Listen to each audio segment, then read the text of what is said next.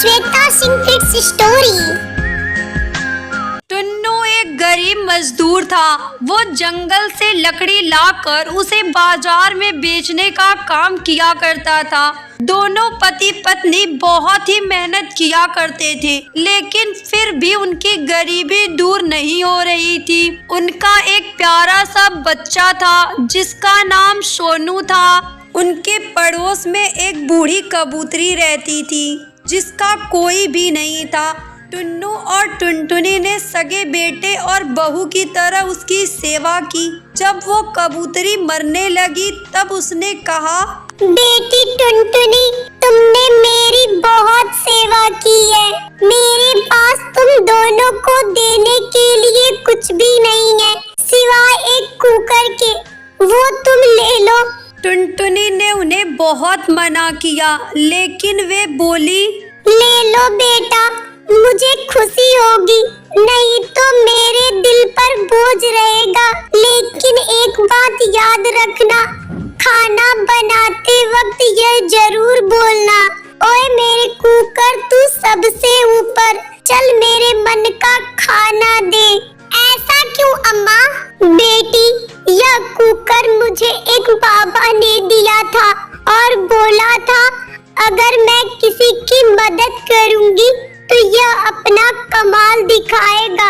लेकिन मैंने किसी की मदद ही नहीं की। तुम इस कुकर को ले जाओ, अगर तुम किसी की मदद करोगे तो यह अपना कमाल दिखाएगा। हाँ। उसके बाद टुनटुनी चिड़िया ने वो कुकर ले लिया और बबली कबूतरी ने अपनी आंखें बंद कर ली। टुनटुनी वो कुकर लेकर अपने घर आई और उसे एक कोने में रख दिया। उसे कभी उस कुकर की जरूरत ही नहीं पड़ी। ऐसे ही एक दिन जंगल में लगातार पानी बरसता रह गया, जिसकी वजह से टुन्नू लकड़ी काटने नहीं जा पाया और उसका कोई भी काम नहीं हुआ, जिसकी वजह से उसके घर के सभी राशन खत्म हो गए। वो बहुत ही चिंतित होकर बोला, टुनटुनी, अब तो जंगल जाना ही पड़ेगा, चाहे कितना भी पानी बरसे। अगर कुछ पैसे आएंगे नहीं तो हम खाएंगे क्या? अजी, आप इतनी मूसलाधार बारिश में जंगल जाएंगे कैसे? और अगर आप लकड़ियाँ ले भी आए तो वो उन गीली लकड़ियों को खरीदेगा कौन? बात तो तुम सही कह रही हो टुनटुनी, लेकिन क्या करूं, भूख के मारे जान निकली जा रही है। अगर कुछ खाने को मिले तो जान में जान आए। हे भगवान, ये कैसे दिन आ गए हैं? बच्चे भी भूखे हैं, इनको कैसे समझाऊं? अब बस टुनटुनी, अब मुझसे और नहीं रुका जा रहा है। मैं जा रहा हूँ, कुछ न कुछ खाने की व्यवस्था जरूर करूँगा। अरे रुको, कहाँ जा रहे हो? उल्टा पानी में भीग के बीमार पड़ जाओगे और दवा के लिए पैसे भी नहीं है। चलो, अब जो होगा देखा जाएगा। मैं पानी से बचकर यहाँ बैठा रहूंगा तो भूख से ही मर जाऊंगा। अगर मेरी भी बात होती तो कोई बात नहीं, बच्चे और तुम्हारी भूख को मैं बर्दाश्त नहीं कर सकता। थोड़ी ही देर बाद पानी बरसना बंद हो गया और मौसम थोड़ा साफ हो गया। तब टुन्नू अपने घर से जंगल की तरफ निकल गया। तभी उसे रास्ते में एक ख्याल आया, पानी बरस चुका है तो लकड़ी से तो काम बनेगा नहीं, इससे अच्छा मछली ही पकड़ लेता हूँ। बिक गई तो अच्छा, नहीं तो उसे ही पकाकर खा लेंगे। टुन्नू ने भोलू मछुआरे से जाल लेकर तालाब के किनारे पहुंच गया। जाल डालते ही उसमें ढेर सारी मोटी मोटी मछलियां फंस गई। टुन्नू मछलियों को देखकर बहुत ही खुश होता है और उसे बेचने के लिए बाजार में जाने की तैयारी करता है। तभी वहाँ पर चिंकी नाम की एक चिड़िया आती है और टुन्नू से कहती है, कहाँ जा रहे हो भैया? मैं मछली बेचने बाजार जा रहा हूँ। भैया, ये मछली मुझे दे दो, मेरे घर में बच्चे बहुत भूखे हैं। उन्होंने 3 दिन से कुछ भी नहीं खाया है। अगर आज मैं कुछ खाने को नहीं ले गई तो मेरे बच्चे भूख से ही मर जाएंगे। मैं आपको मछली कैसे दे सकता हूँ? मेरे घर में खुद ऐसी हालत है।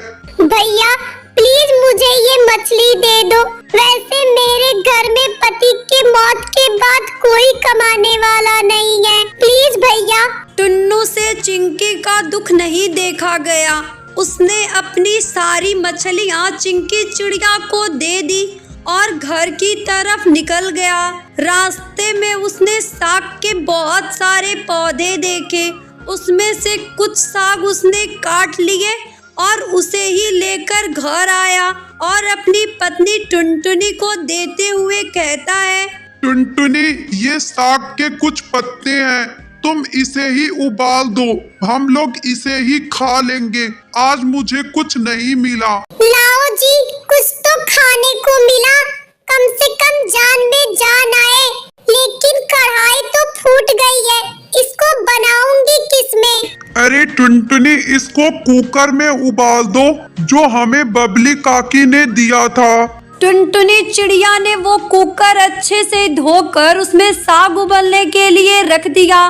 तभी टुन्नू को बबली की बात याद आई और उसने आज उसे आजमाने की सोची।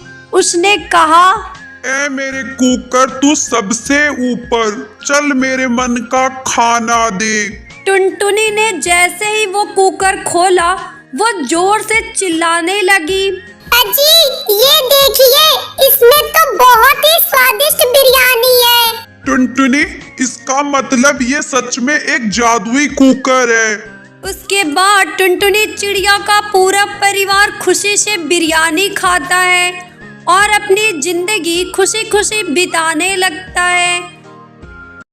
सुंदरपुर नाम के एक गांव में टुनटुनी नाम की एक चिड़िया अपने पति टुन्नू और बेटी पिंकी के साथ एक झोपड़ी में रहती थी। टुनटुनी का पति जंगल के एक सेठ के वहां आम के बगीचे में काम करता था।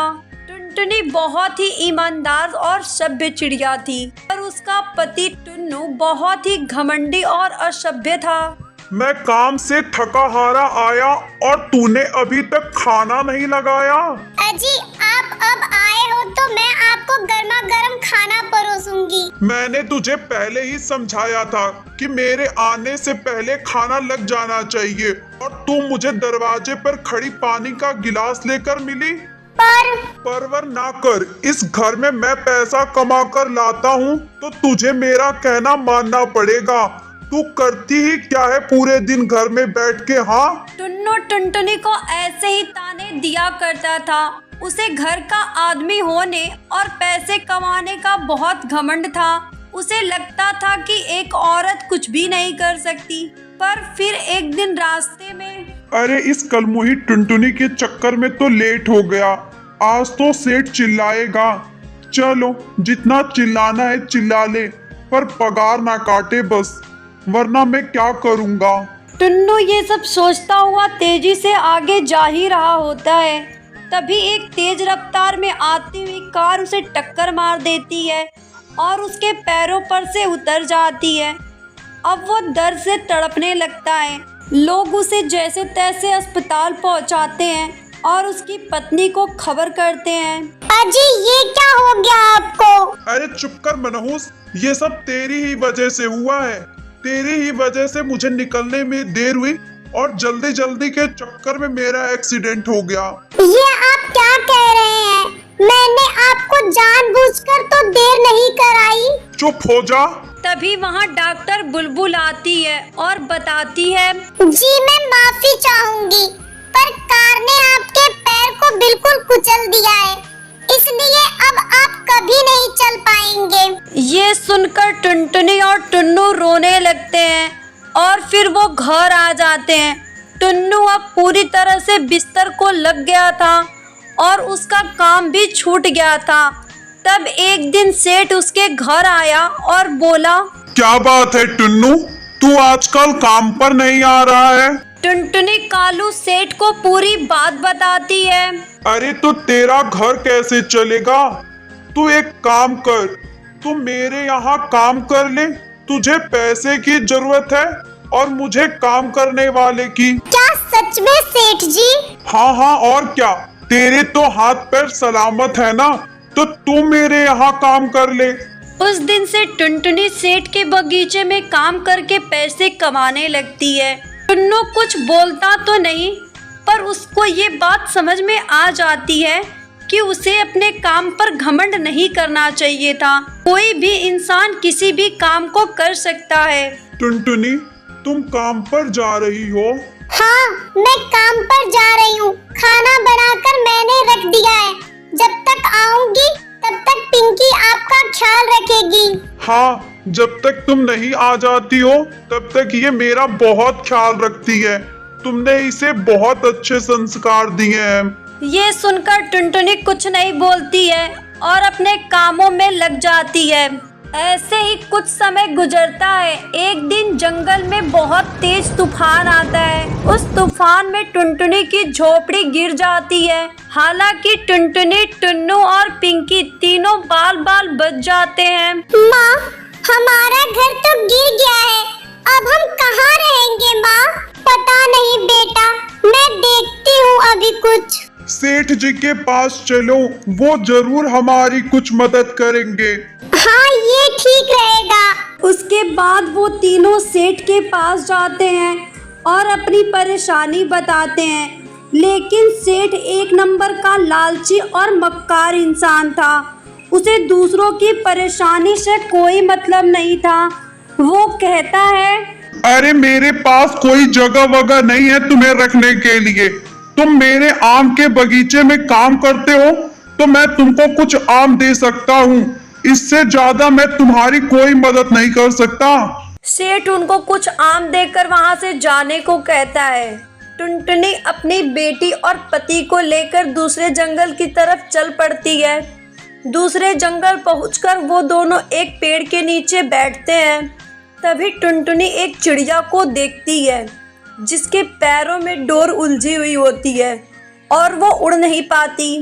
माँ देखो, इस चिड़िया के पैर में डोर उलझ गई है। इसको निकाल दो। हाँ बेटा, मैं भी वही देख रही हूँ। ये कहकर टुनटुनी उस चिड़िया के पैरों में से डोर निकाल देती है। जैसे ही वो चिड़िया आजाद होती है तो वो एक परी में परिवर्तित हो जाती है। उसे देखकर वो तीनों हैरान हो जाते हैं। टुनटुनी, डरो नहीं, मैं कोई चिड़िया नहीं, मैं परी हूँ। मैं तुम्हारे बारे में सब कुछ जानती हूँ। मैं तो बस तुम्हारी परीक्षा ले रही थी कि तुम क्या इतनी मुसीबतों से घिरे होने के बाद भी दूसरों की मदद करते हो या नहीं। तुम्हारा भगवान पर विश्वास बचा है या नहीं। अब तुम उस परीक्षा में पास हो गई हो। मुझे तो यकीन ही नहीं हो रहा है कि मैं अपने सामने एक परी को देख रही हूँ। टुनटुनी, मैं तुम्हारी भलाई से बहुत खुश हूँ। इसलिए मैंने जो तुम्हारे पास आम है, मैंने उसे जादुई बना दिया है। अब तुम उसे जो चाहे वो कर सकती हो। परी ये बोलकर गायब हो जाती है और टुनटुनी जमीन पर रखे हुए आमों को देखने लगती है और उसे उठाकर कहती है, अगर वो परी सच कह रही थी तो मैं ये चाहती हूँ कि मुझे एक घर मिल जाए जिसमें हम तीनों आराम से रह सके। टुनटुनी के इतना कहते ही वो आम एक बड़े से जादुई मैंगो हाउस में बदल जाता है। उसके बाद वे सभी खुशी खुशी मैंगो हाउस में रहने लगते हैं।